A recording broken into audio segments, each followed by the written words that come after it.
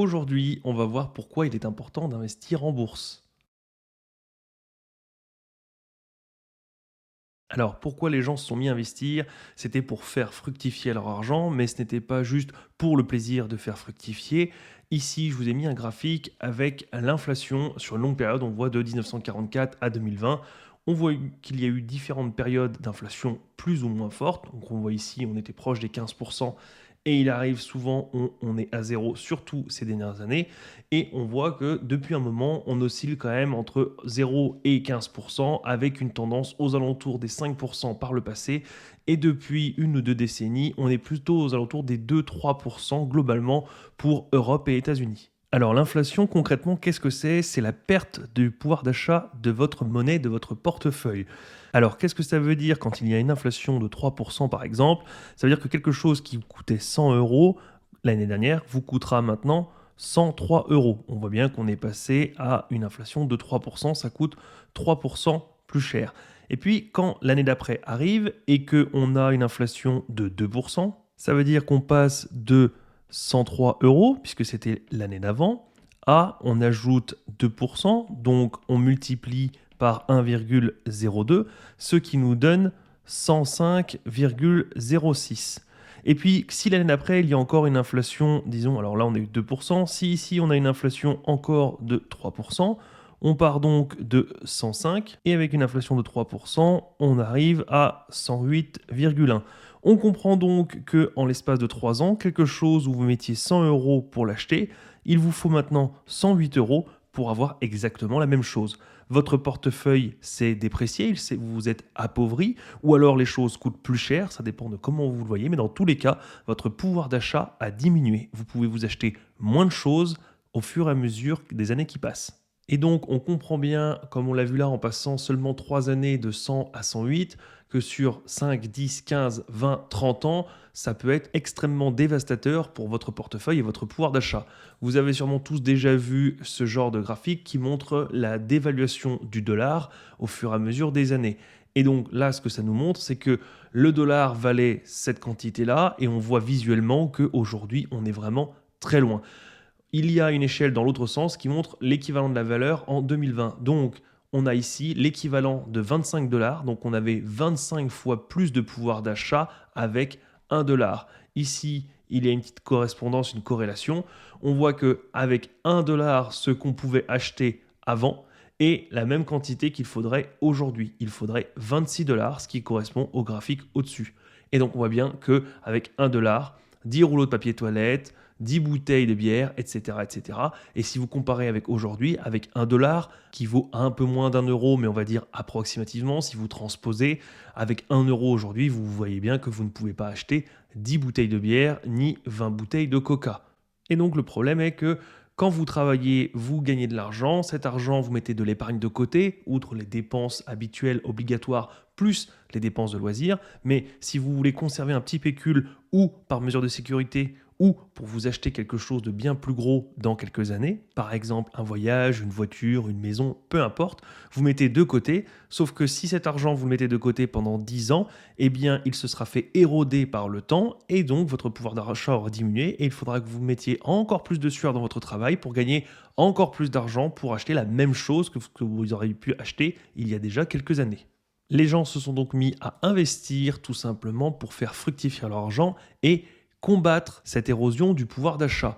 Alors, il y a eu plusieurs choses. Il y a eu par exemple les obligations, c'est une forme de contrat. Vous prêtez de l'argent à quelqu'un et avec un taux d'intérêt, il vous rend le capital plus les intérêts. Ça fonctionne de la même manière que quand vous empruntez de l'argent à votre banque, vous empruntez 10 000, vous devrez rendre 10 000, mais chaque année, il y aura un petit pourcentage à payer. Ça sert à couvrir l'inflation et également la part de risque au niveau de la banque, tout simplement parce qu'elle sait qu'en prêtant à des millions de personnes, il y a forcément une ou deux personnes qui ne rembourseront pas.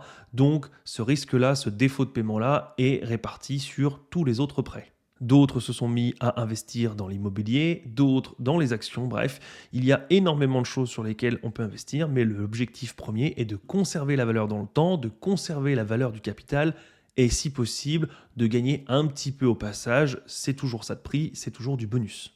Mais à la base, l'investissement n'est absolument pas le coup de poker pour passer de pauvre à riche, de fauché à millionnaire ou de je ne suis personne à j'ai un pouvoir colossal. Bien sûr, avec le temps, différentes formes d'investissement sont apparues, avec différents rendements, et aujourd'hui, il est possible de s'enrichir et de s'enrichir plus vite que l'érosion du capital, ce qui fait que certains arrivent quand même à gagner pas mal d'argent et à passer du statut de classique salarié à indépendant financièrement, voire même rentier.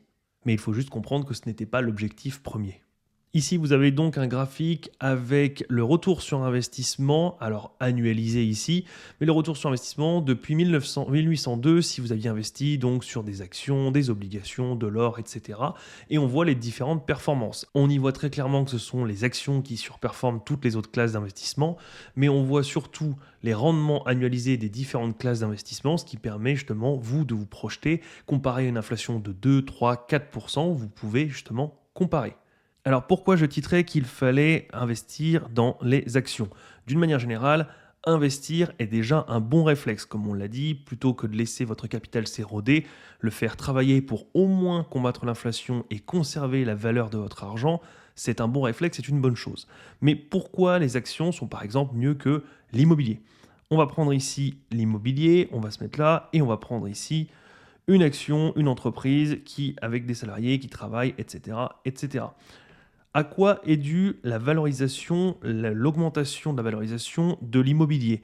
C'est l'emplacement qui permet de dire que on conservera toujours de la valeur puisque, par exemple, au cœur de Paris, c'est au cœur de Paris, il y aura toujours de l'offre et de la demande, mais surtout de la demande tant que Paris restera Paris. Donc, il y aura forcément toujours un afflux massif de demandeurs d'achat, ce qui fait que ça permet de maintenir les prix et de pouvoir les augmenter peu à peu.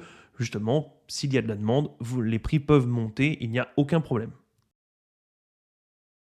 Et vous avez un tout petit facteur qui permet aussi d'augmenter les prix, c'est quand vous avez un manque de logement. Mais le souci, c'est que c'est par cycle et souvent des cycles courts, puisque pendant quelques années, vous n'avez absolument pas de logement disponible. Et puis après, il y a des constructeurs qui font des lotissements, des nouveaux immeubles, qui rénovent des anciens appartements qui étaient au cœur de Paris.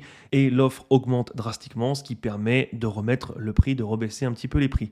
Et c'est tout. Vous n'avez absolument rien d'autre qui vous permet de maintenir des prix ou de justifier une augmentation des prix. Tout simplement parce que les maisons, les appartements ne travaillent pas, ne produisent rien. C'est juste une conservation de la valeur. Cela revient à avoir une pièce d'or, par exemple. Vous avez un louis d'or et si vous le conservez sur 10, 20, 30 ans, à la fin de ces 30 années, vous avez toujours un louis d'or. Il ne s'est pas reproduit, il ne s'est pas multiplié, il n'a absolument pas changé. Et donc, un égale 1. La seule chose qui a changé, c'est que la monnaie s'est dévaluée et que donc avec 1 dollar à une époque, vous pouviez peut-être acheter un louis d'or et que comme on l'a vu avec l'érosion de la monnaie, aujourd'hui, il vous en faudra peut-être 25 ou 26 pour acheter la même chose. Ça permet juste de conserver la valeur dans le temps. Vous ne produisez rien.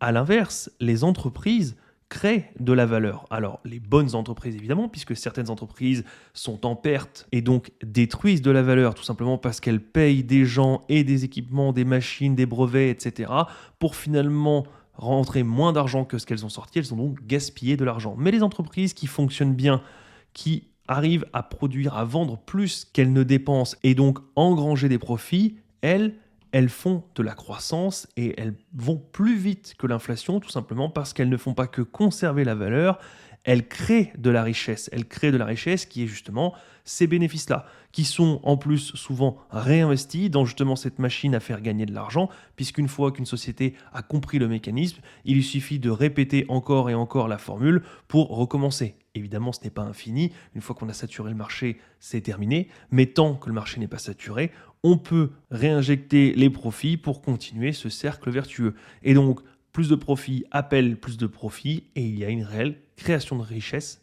massive. C'est donc pour ça que vous avez d'énormes différences de performance entre par exemple l'or qui ne fait que conserver la valeur dans le temps et qui est une assurance, entre le livret A qui vous permet de générer des rendements mais qui sont bien souvent inférieurs à l'inflation, entre l'immobilier qui est également une conservation de valeur plus un petit peu d'offre et demande et dans de rares cas une génération de valeur mais c'est vraiment à la marge, et les actions, et là ils ont différencié actions avec dividendes. Dans tous les cas que l'on verse un dividende ou non, s'il y a création de richesse, ce sera ou réinjecté dans la société, ou des rachats de parts de société, ou un versement de dividendes, mais une richesse reste une richesse. Quand vous retirez 50 euros au distributeur, ils disparaissent de votre compte en banque, vous n'êtes pas plus riche, c'est juste une allocation de capital qui est différente. De la même manière, les dividendes fonctionnent comme ça. C'est une sortie d'argent de la trésorerie de l'entreprise qui aurait pu être réinjectée ou en achetant d'autres sociétés ou en rachetant elle-même ses propres parts de société. Voilà pourquoi il est important d'investir pour conserver votre capital et si possible investir sur des actions puisque ce sont de loin celles qui ont les meilleurs rendements, tout simplement parce qu'il y a création de richesse. Et c'est ce point qui fait la différence comparé aux autres classes d'actifs. J'espère vous avoir généré un déclic et que ça va au moins vous intéresser, que vous allez être curieux et que vous irez creuser au niveau de l'investissement dans les actions. Voilà, c'est tout pour aujourd'hui et moi je vous dis à la prochaine. Salut!